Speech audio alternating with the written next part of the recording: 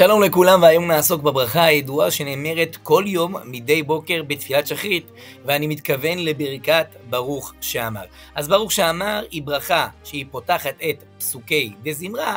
אגב, הברכה שמסיימת את פסוקי דזמרה היא ישתבח, מברוך שאמר עד ישתבח. אם אנחנו מתבוננים בברוך שאמר, רואים שההתחלה שלה עוסקת בבריאת העולם, שבח הקדוש ברוך הוא לבריאת העולם, ברוך שאמר והיה העולם, עומר ועושה בראשית, ובהמשך מדובר על הנהגה השם בעולם, מרחם על הארץ, מרחם על הבריאות. שימו לב, ברכת ברוך שאמר לא מופיעה בגמרא, כמו הרבה ברכות אחרות.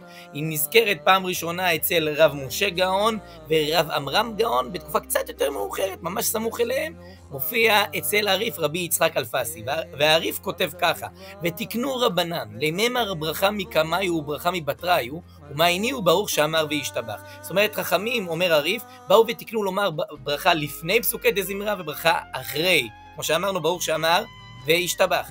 ממשיך הריף ואומר, ילקח מבא אלה לאיניש דלא להשתרויה, מכי מתחיל ברוך שאמר עד דמסיים ל-18.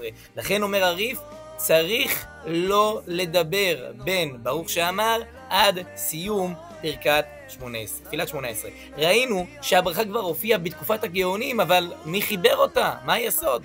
אז שימו לב, רבי דוד בן יהודה החסיד, שהיה מראשוני המקובלים בימי הביניים, בספר שלו אור זרוע, הוא מסביר, שימו לב טוב, שברוך שאמר היא ברכה שהנוסח שלה התגלה באמצעות פתק שנפל מהשמיים.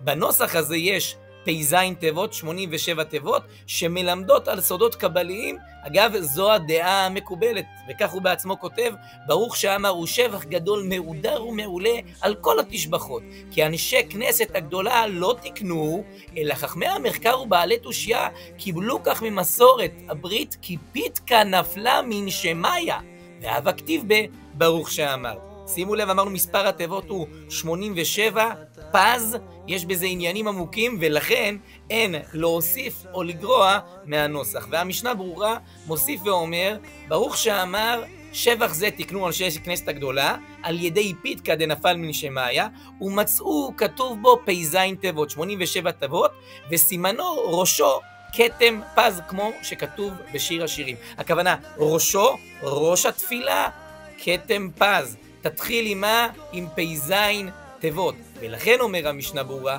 כיוון שזה תחילת השבח של התפילה, כי הרי כל מה שאומרים לפני כן, קורבנות, הודו וכו', זה כבר תקנת הארי, אבל התפילה היא מתחילה משם. ולכן אומר המשנה ברורה, לכן יאמר אותו אפילו כשהוא נמצא יחיד, ולכן צריך לומר אותו בעמידה. תודה על ההקשבה.